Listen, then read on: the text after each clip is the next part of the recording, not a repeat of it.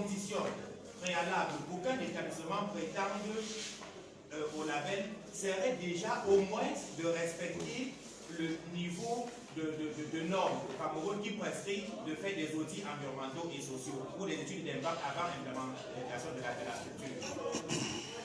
Toutefois, nous rappelons dans la démarche que nous partons sur ces 4 critères qui peuvent évoluer et nous proposons de simplifier le système d'audit puisque si l'établissement a un système de conformité environnementale, on suppose qu'il y a déjà un ensemble de choses qui est déjà fait.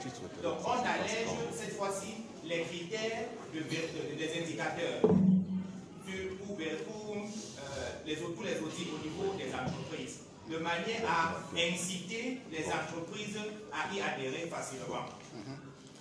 Bon, je vais terminer seulement en disant un label et fonctionne d'autant mieux que déjà pour les normes là, il y a une manière pour arriver à des normes. Hein? Il faut un comité déjà crédible pour élaborer les normes.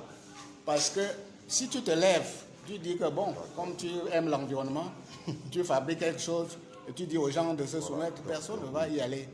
Donc, tout commence par le comité des normes, le comité d'élaboration des normes, qui doit être composé d'une certaine façon, équilibré d'une certaine façon. Après, le gros problème, c'est l'audit tiers parti. L'audit tiers parti, c'est-à-dire celui qui n'est ni producteur de services, ni consommateur de services. C'est ça qui, ni producteur, ni consommateur. Il doit être au milieu pour être libre. Parce que c'est lui qui doit faire l'audit et donner le quitus pour qu'on pose le label. Donc, Monsieur le Président, je vais terminer par là. Qui ça? Merci, chers collègues, pour cette analyse pertinente. Monsieur Foyet, comme vous avez pu le voir, vous avez eu, ou bien vous avez un très bon jury pour examiner votre travail. Après vous avoir suivi, après avoir entendu les collègues, à mon tour maintenant comme président de ce jury, je vais devoir dire ce que j'en pense. Mais avant cela, il me plaît de faire honneur à notre collègue, le professeur Paul Chawa, ici présent, qui vient d'être nommé secrétaire général au ministère de l'Environnement. Si on était dans d'autres circonstances, j'aurais demandé une salle d'applaudissements pour lui, mais nous sommes en académie, cela n'est pas possible, mais on doit quand même s'enorgueillir de cela, parce qu'il s'agit de la reconnaissance à un très haut niveau, je peux même dire au plus haut niveau de l'administration, de l'expertise universitaire, c'est-à-dire de notre expertise. Donc, chers collègues, recevez nos plus vives félicitations. Comme c'est le premier jury que nous avons avec vous après cet heureux événement, je ne pouvais pas m'empêcher, en ma qualité de votre collègue, de président de ce jury, je ne pouvais pas m'empêcher de le dire. Ayant dit cela, je vais rentrer maintenant dans le travail de M. Foyet en faisant ce que j'ai souvent eu coutume de dire à mes collègues, à savoir que ce n'est pas nous qui défendons votre thèse. Il s'agit de votre travail à vous. C'est vous qui devez nous en convaincre de la véracité. Donc nous devons plus vous faire parler qu'autrement. Je voudrais commencer par vous demander si vous étiez au courant qu'à l'école normale supérieure de Yaoundé, ici à côté, il y a eu en 2016 toute une promotion de DIPES 2 sur la problématique du tourisme. Parce que je voudrais vous le rappeler, dans l'une de mes vies antérieures, j'ai été chef de département de géographie de l'école normale supérieure de 2005 à 2017. Et effectivement, en 2016, enfin, même avant 2016, où on avait institué une technique de thématisation des promotions. Et la thématique de la promotion 2016 portait effectivement sur les questions de tourisme. J'ai été heureux de voir que vous avez cité un de ces mémoires à la page 377, mais est-ce que vous êtes vraiment au courant de ce que toute cette promotion, tous les étudiants de cette promotion de 2016, ils étaient une soixantaine, puisque tous ici sur la table, nous les avons évalués. Donc, si ça n'a pas été fait, je vous conseille vivement de consulter ces mémoires, non seulement pour enrichir votre thèse, mais aussi dans la suite, parce qu'après tout, une thèse et une licence qu'on vous donne, c'est un permis de conduire pour qu'après, vous puissiez vous battre dans le monde pas très souple de la science. Donc, ma première question, est-ce que vous êtes au courant de l'existence de ce fonds documentaire académique de l'École normale supérieure sur le tourisme? Oui, on y va au pas de course. Oui, ça veut donc dire que vous ne l'avez pas suffisamment exploité. Donc, vous allez devoir y retourner pour le faire. La deuxième chose, est-ce que vous pouvez m'expliquer à quoi correspond la première partie de votre thèse qui va de la page 18 à la page 60, à la page 83, je crois. De la page 18 à la page 83. Ça correspond à quoi? La première partie de notre thèse, professeur, c'est pas la première partie. J'ai bien dit la partie de votre thèse qui va de la page 18 à la page 83. Moi, je ne suis pas pressé, c'est moi le président. Même si je parle pendant 1 heure, ça fait partie de mes prérogatives.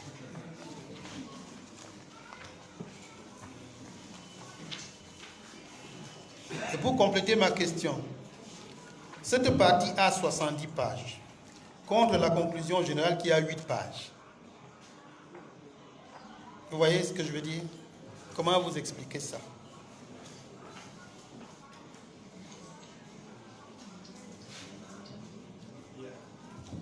Nous comprenons aisément qu'il y a des équilibres entre l'introduction et la conclusion. Voilà.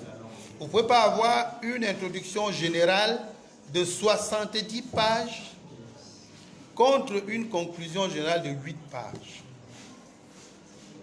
Mais je vous le pardonne.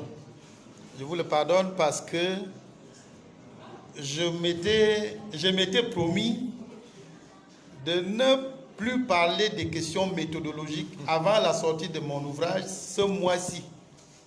Parce qu'on ne peut pas, en bonne pédagogie, exiger de l'étudiant ce qu'on ne lui a pas appris. C'est pour ça que je vous le pardonne. Mais voyez vous-même le décalage que c'est. La conclusion est la symétrie de l'introduction. On ne peut pas imaginer une introduction de 70 pages à laquelle répondrait une conclusion de 8 pages. C'est tout simplement inadmissible. Oui, ça veut dire que vous nous montrez qu'à la fin, vous étiez tellement essoufflé. Et ça aussi parce que vous ne voyez pas l'importance de chacune de ces deux articulations. Ce n'est pas des choses qu'on met au hasard. Chacune de ces choses a son rôle à jouer. Rendez-vous à la fin du mois. Je suspends ma colère pour ça. Maintenant, je voudrais vous dire ce que le collègue Ngoufo vous a dit tantôt. La géographie, pour moi, ce n'est pas une discipline. La géographie, c'est un langage. C'est une langue qui a ses normes. Vous me suivez bien? Et l'une des normes fondamentales de la géographie, c'est ce que vous appelez les illustrations. Le géographe parle par image. Il faut donc accorder le plus grand soin à la préparation de ces images. Pourquoi? Parce que ce sont les images qui viennent en appui à l'argumentaire. C'est pour ça que la géographie diffère de beaucoup de sciences sociales. Sociologie, philosophie, et j'en passe. Le géographe parle par image. Donc, dès l'instant que vos images sont bizarres, l'argumentaire peut être bizarre. Page 110. Vous parlez de la carte de l'occupation des sols. Comment vous avez fait pour obtenir cette carte?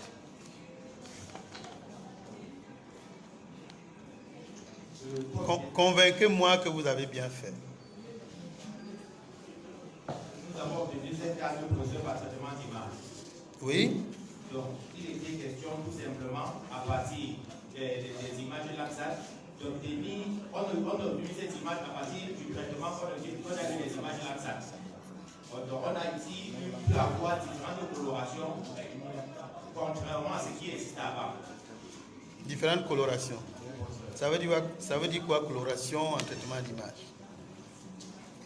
Les tons, c'est peut-être présenté par les couleurs, les classes. Parlez de classe d'occupation des sols. Et je vais m'appesantir sur la classe que vous appelez cours d'eau. N'est-ce pas? Quand vous reprenez la carte de la page, je ne sais pas où je l'ai vue, il y a une carte là du réseau hydrographique. 106. À la page 106. Qu'est-ce que vous constatez?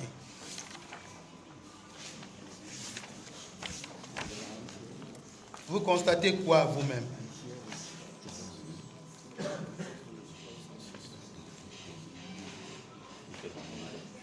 À la page 106.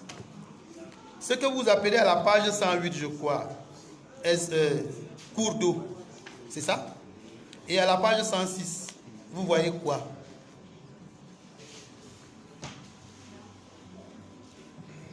La page 106, je ne comprends pas bien le sens de la question. Vous ne comprenez pas le sens de la question.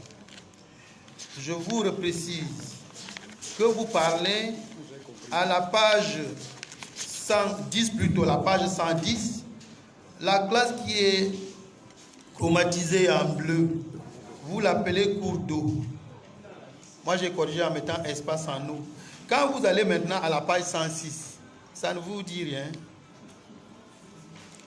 Qui peut comprendre que vous ayez un tout petit linéament d'eau à la page 110 contre tout un réseau hydrographique extrêmement dense à la page 106.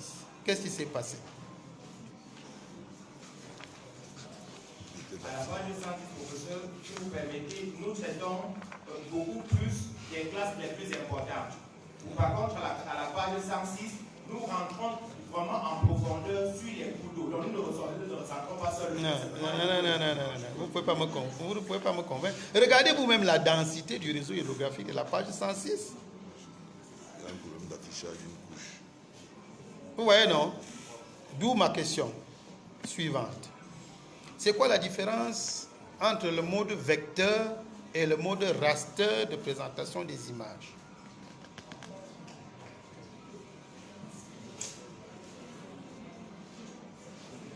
Ça, c'est la géographie vraiment élémentaire. Autrement dit, est-ce qu'il vous a semblé plus pertinent à la page 106 de présenter votre réseau hydrographique en mode raster? Parce que c'est le cas ici.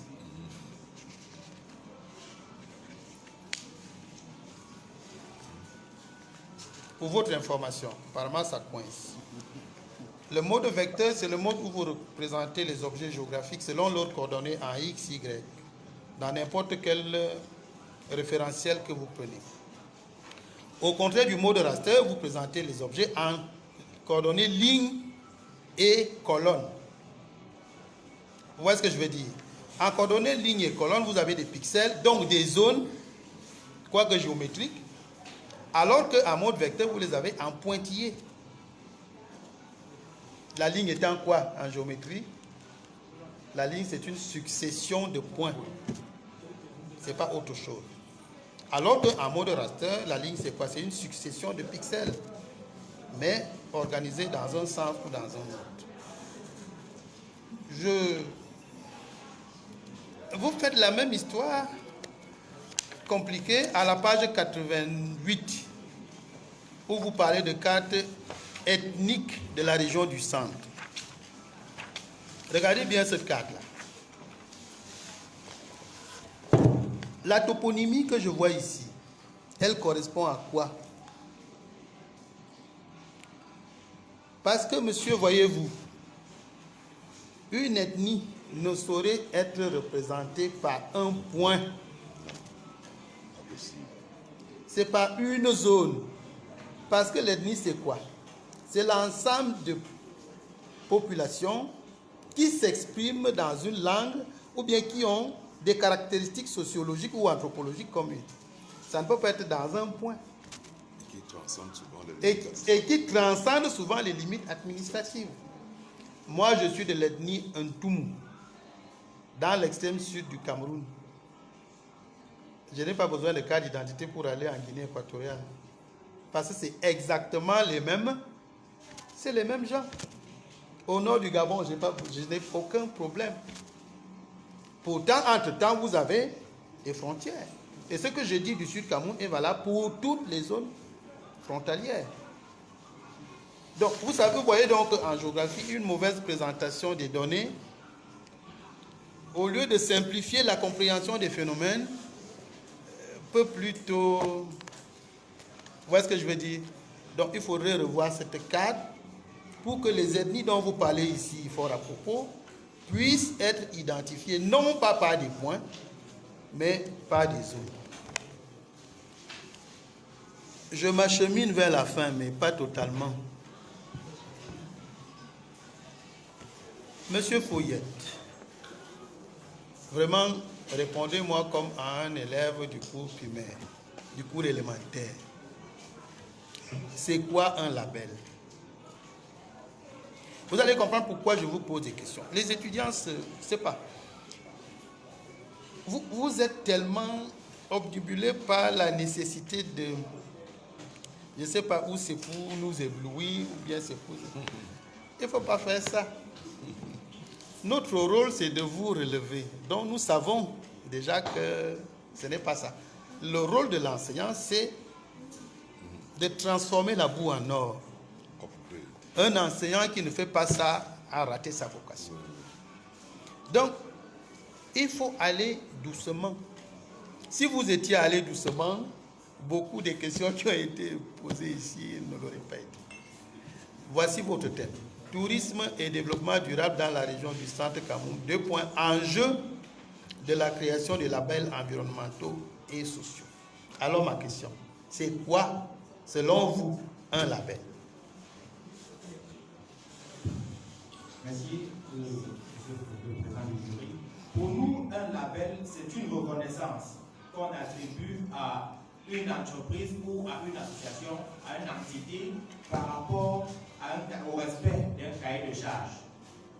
Ah, c'est très bien. Donc, si vous voulez, c'est une notation. Prenons ça comme ça. C'est une, comme la note qu'on va vous donner tout à l'heure. Hein? La note qu'on va vous donner tout à l'heure, je vous la décompose sans vous dire ce qu'elle sera, puisque moi, je ne sais pas encore. On va noter quoi? 1. Votre travail. Ce qu'il y a dans la thèse. 2. Votre intervention de tout à l'heure. Comment vous avez présenté votre travail. 3. Votre interaction avec le jury. Accessoirement, votre présentation morale et physique pendant le jury. Voilà les critères qui vont entrer en jeu dans le label que nous allons pouvoir vous donner, qui dans le cas d'espèce est le grade de docteur. Est-ce que vous voyez à partir de ce moment-là, quel est le problème de votre thèse? Vous ne voyez pas. Vous parlez du label, d'accord? labels environnementaux et sociaux. Quels sont ces labels-là? 1. Quels sont les critères qui rentrent en jeu pour l'identification de ces labels? 2. Quelle est la potentiométrie de chacun de ces éléments? Si vous avez fait ça, toute votre thèse était finie. Ça veut dire que vous créez un référentiel sur la base duquel on va pouvoir donc catégoriser, hiérarchiser les hôtels. Sinon, ils sont tous pareils. Tu vois ce que je veux dire? Vous pouvez répondre maintenant. Bon, sans être obligé. Vous voyez ce que je vous ai dit au départ.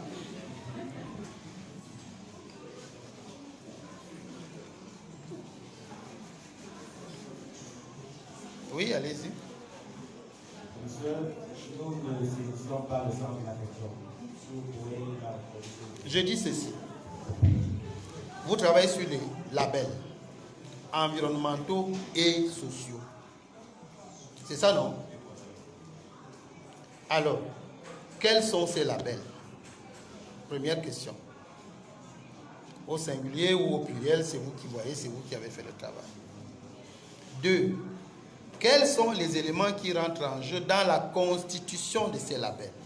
Par exemple, vous travaillez sur les hôtels, non? Réduisons ça aux hôtels. Quand on dit un hôtel de 2 étoiles, qu'est-ce que cela veut dire? Sur la base de quoi on va conférer 2 étoiles à un hôtel? Pour comprendre pourquoi il est différent d'un hôtel de 5 étoiles ou de 1000 étoiles, s'il y en a. Vous voyez maintenant? Parce que si moi j'ai un motel de passe et puis j'affiche 2 étoiles, on vous a posé la question du coup tout à l'heure. Pour avoir les 2 étoiles là, qu'est-ce qu'il faut? 1, qu'est-ce qu'il faut? 2, il faut ça à quel niveau? C'est ça qui va permettre de dire tout à fait logiquement, évidemment, compte tenu de nos dérives morales, de la corruption, qui fait que même celui qui mérite aucune étoile en a 3. Si on travaille objectivement, on va dire oui, en tenant compte de ça, eh bien, on peut considérer que cet hôtel, cet établissement touristique mérite ci ou ça. Qu'est-ce que vous avez à dire? Vous comprenez mieux la question maintenant? Voilà, allez-y, répondez donc. Comme réponse, nous avons précisé, ou du moins qu'il existe plusieurs types de labels. Donc, les labels écologiques, les labels de qualité, les labels de certification forestière. Lesquels sont donc environnementaux et sociaux? Les labels environnementaux et sociaux sont les labels de durabilité qui prennent en considération plutôt les politiques de préservation de l'environnement et de la gestion de la RSE au niveau des entreprises. Un hôtel fait la politique, même environnementale. Ouais, on vous a dit, vous êtes trop... On dirait que vous voulez être député, je ne sais pas. C'est bien aussi. Mais en géographie, on parle terre à terre. Quand je dis label environnemental, ça veut dire ça. Dans ça que j'ai identifié, il y a telle chose qui rentre dedans, telle chose qui rentre dedans, telle chose qui rentre dedans. De façon précise. 3e niveau d'analyse, ces choses que j'ai montrées qu'elles rentrent dedans, voici leur potentiométrie. Pour comprendre ce que j'entends par potentiométrie, regardez le volume de votre téléphone. Ça va de 0 au maximum, non? C'est ça la potentiométrie. Quand vous voulez un son faible, ça tend vers 0. Quand vous voulez un son maximum, vous tendez vers l'optimum aussi. D'accord? C'est ça qui permet de dire, parmi les critères que j'ai choisis, si tel critère est à tel niveau, alors je peux considérer que... Telle condition, telle chose se réalise. Est-ce que vous comprenez?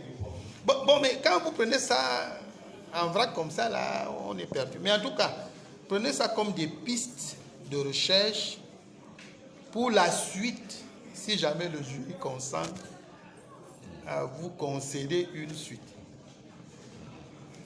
C'est bon? Bien. Est-ce que vous avez quelque chose d'autre à dire pour vous sauver? Je vous remercie pour la question et pour les différentes observations que je prendrai en compte dans la version finale du travail. D'accord. Merci, c'est très honnête. Chers collègues, est-ce que quelqu'un aurait encore, en quelques secondes, quelque chose à dire? Ça, qu'on reprenne le jury, professeur Tchawa.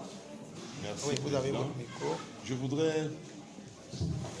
voudrais dire merci sincèrement aux collègues du jury et saisir cette occasion pour relever que, comme je le dis souvent aux étudiants, une thèse vaut également par la composition de son jury. Et je le dis en tant que chef de département, quelquefois les étudiants ne comprennent pas que tel a été appelé au jury, dans le jury il y a eu tel... Non. Vous voyez que les divergences qui convergent vers une seule et même chose, la mise, le relèvement de la qualité de votre travail, vous voyez, cela montre vraiment que ce jury était le bon. Et je voudrais donc, à ce sujet, reprendre très succinctement ce que vient de dire le professeur Ngoufou à propos des enjeux et la question qui vient d'être vous êtes posée sur les labels, pour dire que, en fait, on aurait pu tout aussi bien se limiter à l'évaluation des labels existants. Voilà. Au lieu d'en créer d'autres. Qu'on aurait rendu plus de services. Ouais. Vous voyez? Mais bon, quand vous êtes dans ce champ-là, avec votre background de gestion de l'environnement, n'oubliez pas que c'est faisable. Parce que la question est celle de savoir sur quoi s'appuient les labels actuels. Puisqu'on vous a bien expliqué que les étoiles rentrent dans cette logique-là. Quels sont les critères qui président à l'octroi de tel ou tel niveau de label? Comment on mesure? Qui mesure? Est-ce qu'on mesure même? Oui. À quelle fréquence? Très détaillé, avec dimension de chambre, Voyez, réévaluation. et c'est ça. Et vous pouviez critiquer cela pour dire véritablement ces critères sont bons, mais ce n'est pas systématiquement mesuré, ou ils ne sont pas complets, il faudrait en ajouter quelques-uns, ou il y a trop de traîtres sur les promoteurs, il y a trop de laxisme. Moi, je crois que c'est une réflexion géographique qui aurait donné autre chose. C'est ce que je voulais dire, Monsieur le Président. D'accord. Bon, mais je ne sais pas, professeur, du coup, je vous voyais en train de... I was just trying to insist on the issue of label and perception. D'accord. Because you have tourism, as Professor Gubo said, is an arsenal of different components that makes it what it is. The tourism itself, the sites, and what is coming to see, the promoters, those who are doing marketing, all those and so on. So when you are proposing something that is sustainable, you should ensure that all these actors are considered on your notion. Because only one actor like the promoter may not suffice to be the solution. Bien, merci, professeur Ojukwu. Je vois que le professeur Baha est satisfait. Je vais juste simplement rassurer les candidats.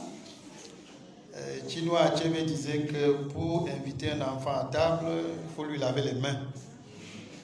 Donc notre rôle ici, ce n'est pas de vous caresser, c'est de vous laver les mains, y compris avec le tampon métallique pour être sûr que vous pourriez plus tard éventuellement manger avec nous.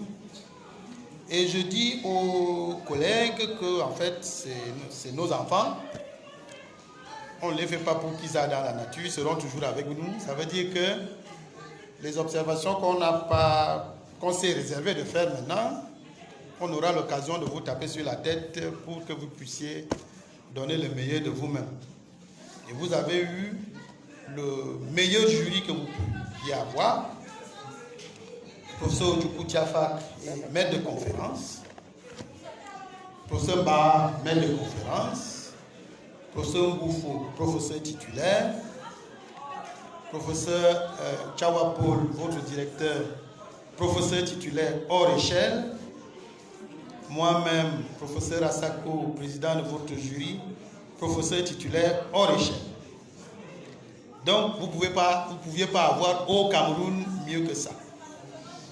Nous allons donc vous prier de nous laisser délibérer le temps que le jury puisse se concerter. Merci.